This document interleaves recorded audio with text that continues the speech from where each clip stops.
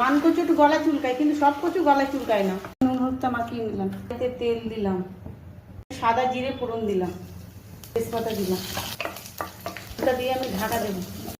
কাঁচা লঙ্কা দিয়ে দিলাম, কচুটা আমি দিয়ে দিলাম, লবণ দিয়ে দিলাম, ঢাকা দিয়ে দিলাম, তেল দিয়ে দিলাম, চিংড়ি আমি ভেজে নিলাম। কচুটা আমি এবার নাড়িয়ে দেবো। আবার 1 চামচ আদা বাটা দিলাম, নামিয়ে নিলাম। কচু চিংড়ি কে কে খেয়েছেন বন্ধুরা? মান কচু চিংড়ি দিয়ে কমেন্ট করে জানাবেন। লাইক, কমেন্ট, শেয়ার, সাবস্ক্রাইব করবেন, বেল আইকনটা প্রেস করবেন, আমার পাশে থাকবেন নতুন নতুন রেসিপি দেখার জন্য বন্ধুরা। টমেটো দিয়ে দিলাম,